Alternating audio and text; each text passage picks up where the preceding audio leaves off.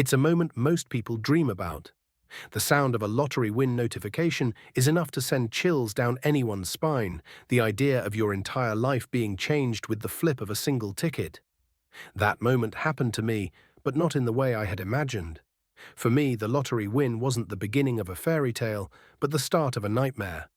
It all started on an ordinary Tuesday morning. I had just finished my shift at work, exhausted from another day of hustling.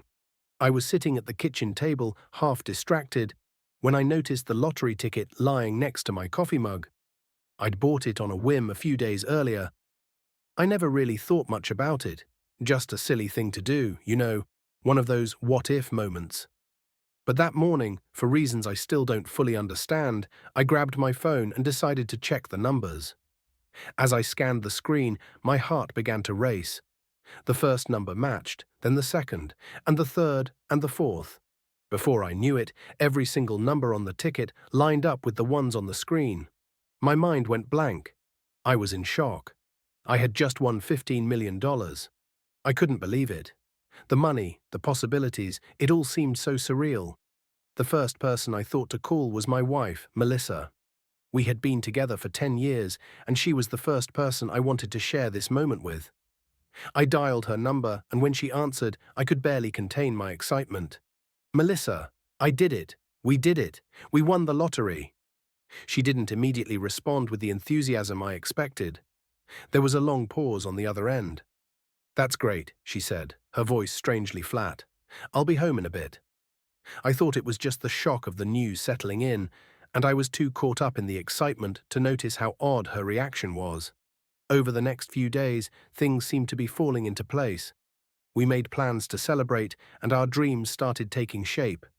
A new house, a vacation to Europe, and maybe even starting a business. I could see it all so clearly, and I thought everything was perfect. But soon enough, that perfect world started showing cracks.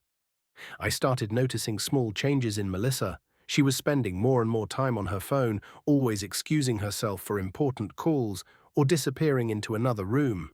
At first, I brushed it off. After all, we had just come into a huge amount of money. Who wouldn't be overwhelmed by that kind of change? But as time went on, her behavior became more erratic. She was distant, distracted, and often didn't seem to care about the future we had just started planning together. One evening, I decided to confront her. We had just returned from a celebratory dinner out, and I could feel the tension between us. We were sitting in the living room, and I asked her flatly, "What's going on, Melissa? You're not acting like yourself." She shifted uncomfortably on the couch, avoiding my gaze. "I'm just processing everything," she said vaguely. I pressed further. "Is there something you're not telling me? Are you seeing someone else?" She froze. Her face went pale. For a long moment, she didn't say a word. Then, almost in a whisper, she said, "It's over, James. I've been seeing someone else." I felt like the ground had been ripped out from under me. I couldn't breathe, couldn't think. My mind raced as her words echoed in my head. Melissa had been cheating on me, all while we were celebrating our newfound fortune. The pain, the betrayal, it was unbearable. I tried to speak, to ask questions, but she shut me down, saying she didn't want to explain any further. "Why?" was all I could manage to ask.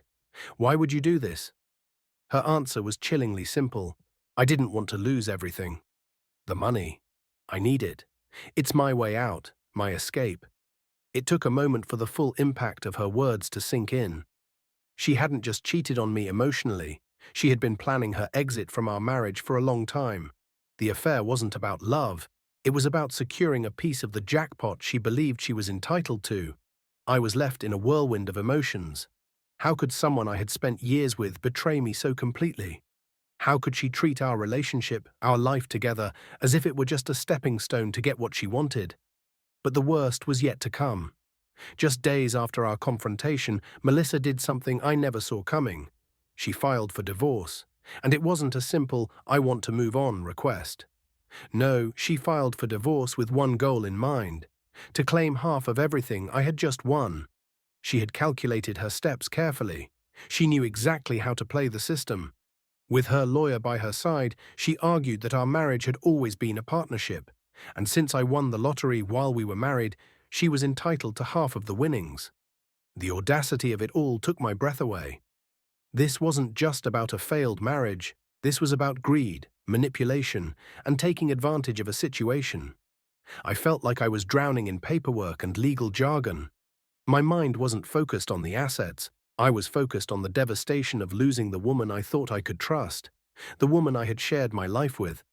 But as the days passed, I realized I couldn't just let her walk away with everything. Not after what she had done. I hired a team of lawyers. I knew this was going to be a long battle, but I wasn't going to let her get away with exploiting me. As I dug deeper into the situation, I discovered things that made the betrayal even worse. Not only had Melissa been cheating on me, but she had also been carefully orchestrating her exit strategy from the very beginning. She had been planning the divorce even before I won the lottery, setting herself up to get as much as possible out of the marriage. The court case became a war of words, with both sides pulling out all the stops. But I wasn't willing to back down. I gathered evidence of her affair, showing that her actions were not only immoral, but also a clear violation of the trust that had been the foundation of our relationship. Slowly but surely, the case began to turn in my favor.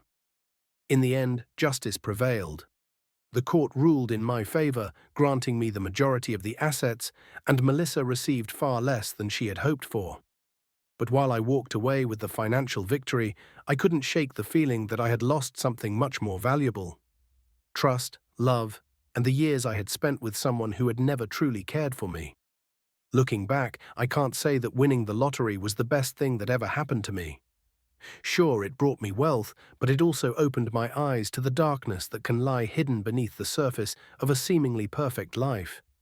It exposed truths I wasn't ready to face and forced me to reckon with a painful reality. But it also gave me the strength to move on, to rebuild my life, and to never again let anyone take advantage of me. For more intriguing and suspenseful stories, make sure to subscribe to our YouTube channel and share your thoughts in the comments below. We appreciate your support and look forward to bringing you more captivating tales.